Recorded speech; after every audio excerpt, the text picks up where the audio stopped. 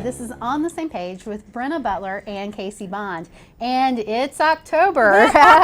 Evidently, we're coming to you live from the Haunted Castle, if you can't tell. So we have a great lineup of books today, don't we, Casey? Yes. Some that we really adored. A lot of, I don't know about your side, but my side, I've got so many fairy tale retellings this month. I don't know why. It just seems like October is the time to bring those out. I love the spooky, the darker, I don't know, I love it this time. Okay, before we begin, I think we need to practice our witch's laugh. Okay, I got this. Are you ready for this? Okay. Ready? 1, 2, 3. Okay, now we're ready to begin. We just scared everybody in the hallway. Totally not planned, but it was awesome. Okay. We crushed anyway, it. Our first book today that we were on the same page about is Of Beast and Beauty by Shanda Hahn. So pretty. Love pretty books. Oh, and this is gorgeous, a book, and gorgeously written as well. Yeah. We find ourselves in a magical kingdom, and there is this kind of a witch supreme, I'll call her. She's Lady Evil. Evil? I don't know quite. Evil? I don't know. It's spelled like evil with an extra L-E on the end. Yes, that's all fancy. So, all fancy. Well, she is a lady. Yes. So, she has, there have been 7 kingdoms that have wronged her. And so she has gone out and plucked children from across the kingdoms and raised them as her own in an effort to outline her evil plans for vengeance against these kingdoms. And this is the first book of what I believe will be 7 for the 7 kingdoms. This is a Beauty and the Beast retelling. And it was pretty awesome, I think. It was great. So there's 7 daughters. Each of the daughters has a different power, which we see a little bit of, but the focus is on Rosalie.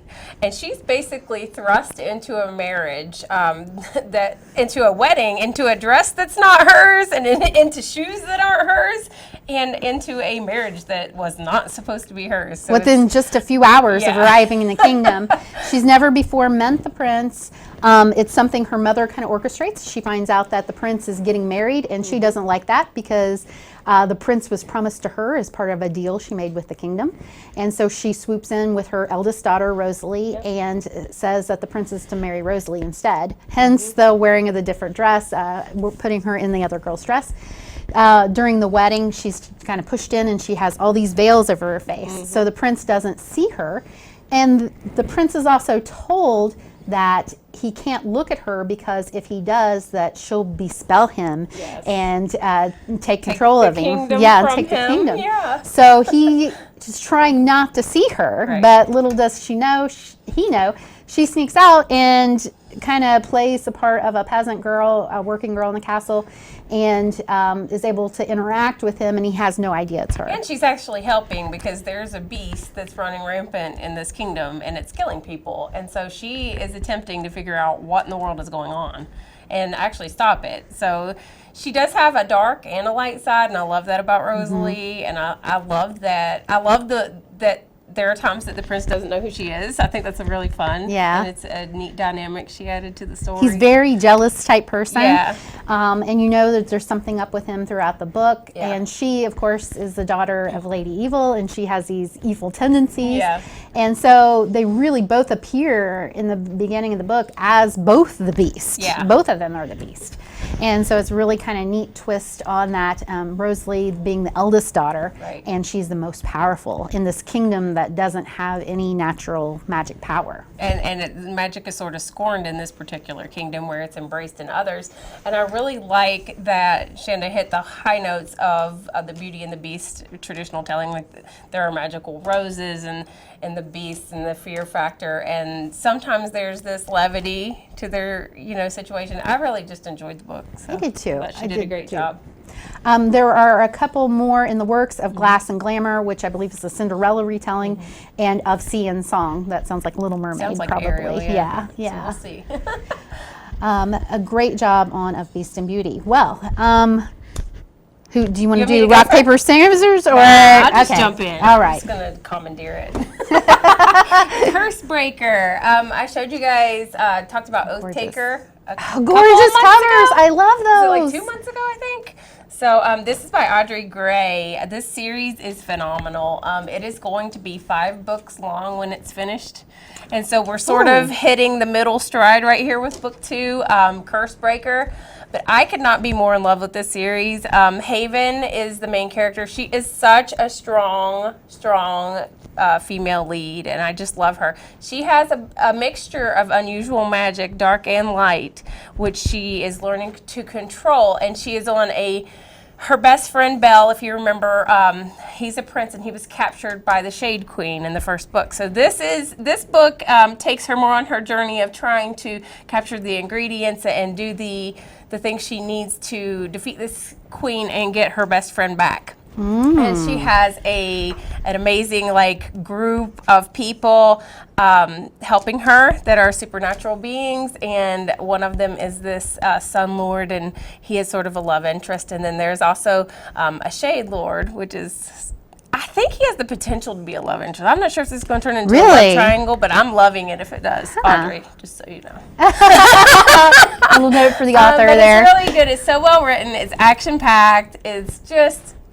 I just love it. I can't wait for the other books. You've really talked up these books over the last few episodes. So really cool recommended read, I think. Yeah, definitely. Well, and speaking of series that you can just delve right into, I'd love to talk about The Angel Trials by Michelle Maddow. This is one I mentioned last time on our episode and didn't get time to talk about, and I do really want to take the time to talk about it. This is part of Michelle's Dark World series, and no, I shouldn't say Dark World series, Dark World universe. It's multiple series within the same world, the Dark World. And so she brought me in with the first series, which is called the Vampire Wish series. Really cool series, really new idea where vampires, witches, werewolves, they all exist, but vampires kind of are in hiding in these secret kingdoms that are behind a veil. Gotcha. And so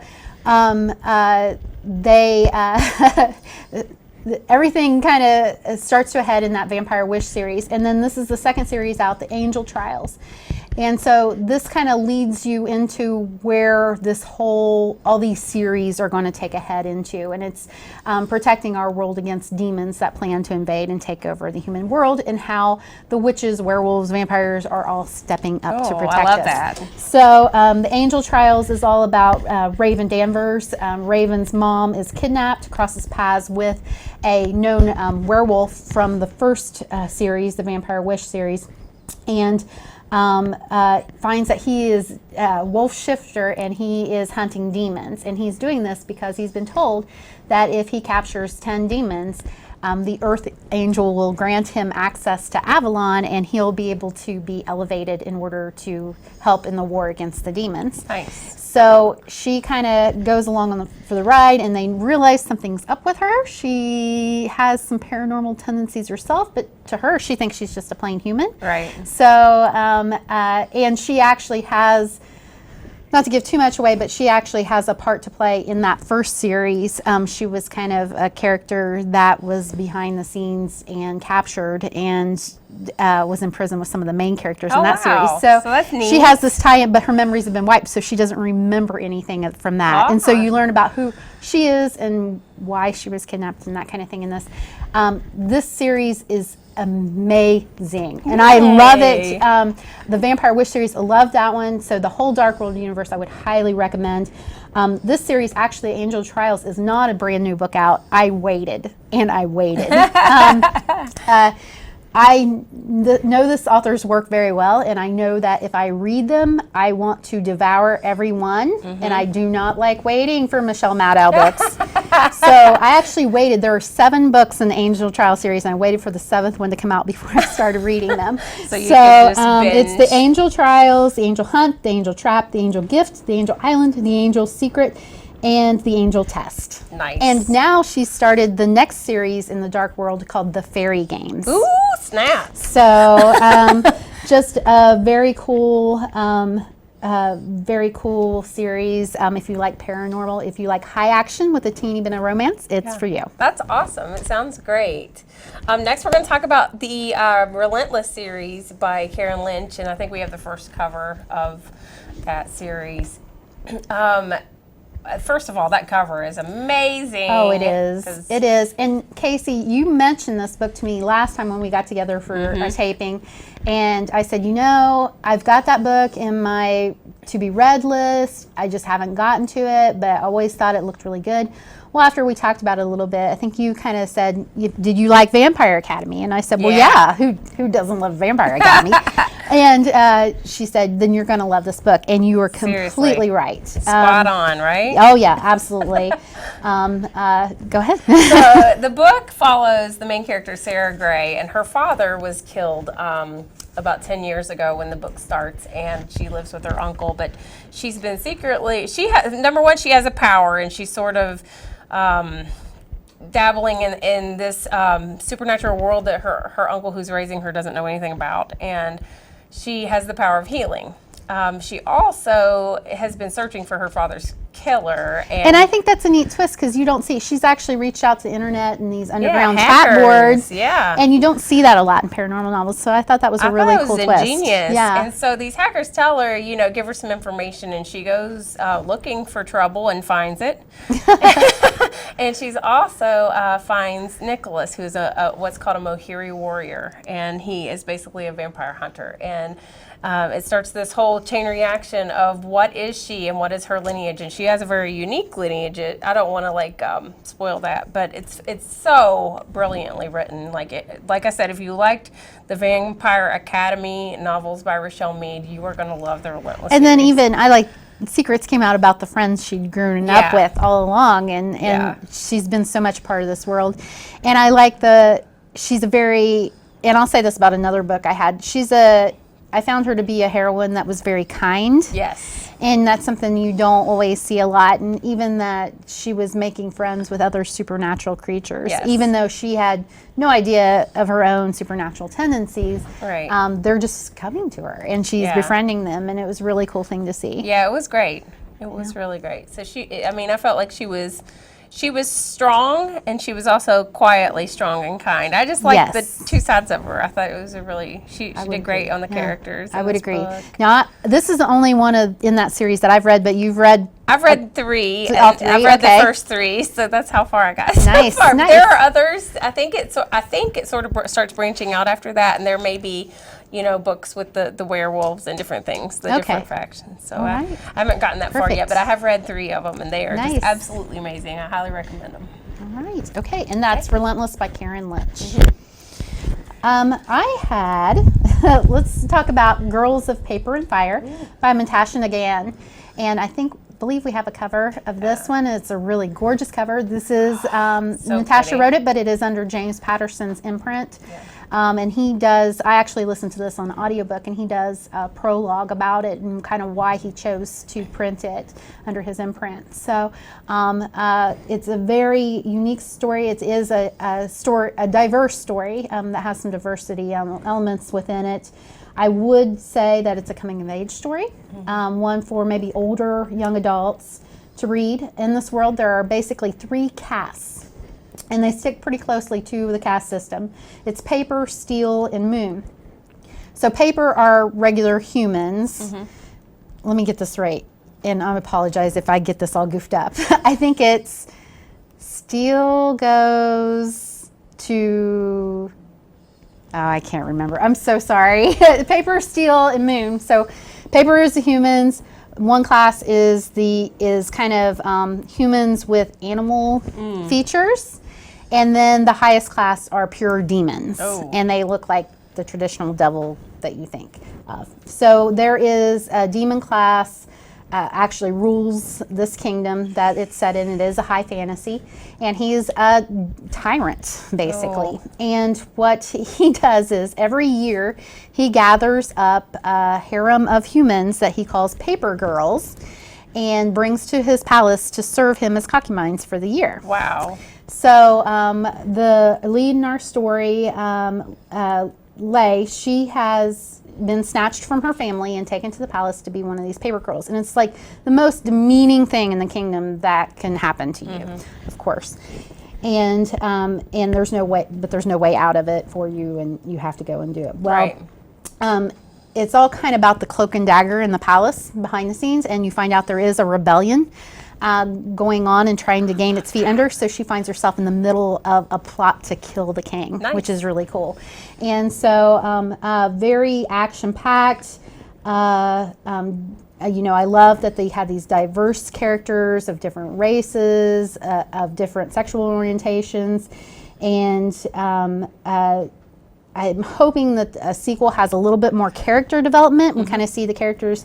I don't want to say they were stagnant, they weren't, but you don't see much development in that lead character especially, and I would love to see her development really take off. Yeah. And I do believe there is a sequel attached, but really great start to a new series. That's awesome.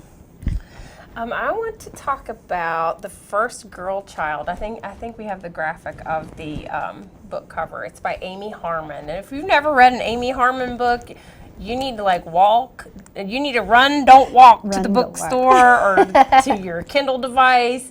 She is a brilliant storyteller, and she tells everything from contemporary stories to historical, and now this is fantasy. The first girl child is basically set in the Viking era, where there are different clans and factions, but all under the protection and guidance of a king. And so this woman finds herself having one of the clan's leaders' the child of one of the clan leaders. Okay. And he doesn't accept him, so he's basically like a bastard child, and he's not accepted, and she dies during childbirth. But before she dies, she curses the land that it will have no more girl children. Ooh. So he steals, like Vikings, they steal and pillage anything they want. So they're stealing women from other places, and one of them winds up having a girl child. At the same time, this awful leader's wife is pregnant and loses their boy child, and they swap the children. So he tells everybody that his seed has had this first girl child that's been born there in like a century. Oh. And so they make him king, and he's just horrible. But the girl who died and who cursed the land, her son has these insane abilities. Like, he's crazy strong. Like, at 6 he can like lift boulders, and he's this little girl child's protector. And so you see these two children grow up, and all these awful things that they have to see and deal with. There's wars and feuding among the clans and the clamoring for power. And it's just a beautifully brilliant story. At the end, you have to see if they can like save their people, or if the king's horrible decisions are going to basically like invite invaders to destroy them all. Oh, so wow. It's really neat. Very epic scale, it sounds like. It is, but it's just so beautifully told. My words don't do it any justice. It's just brilliant. Okay. It really is. Oh, nice, Yeah. nice. So if you're looking for something Viking-ish and just it's got magic in it, but it's just even the everyday world is just beautifully told in that book. So it's awesome. Okay. Okay. Well, my next book, I know I said I've got a lot of fairy tale retellings, and we've already talked about Of Beast and Beauty. And this one, it's called House of Salt and Sorrows by Erin Craig. And it's a fairy tale retelling too. I didn't realize it when I picked up the book, that's what it was, but it became very evident very quickly. It's a retelling of the 12 Dancing Princesses. Oh, I like that which one. is one of my favorite fairy tales of all time, and one that not everybody knows. But if you are looking for a creepy read for Halloween, I would highly recommend this book. The whole tone of it is just this kind of dark, morose. It's set in a fictional kingdom that is seaside, and everything in their culture is about the sea and the water and the ocean, the salt.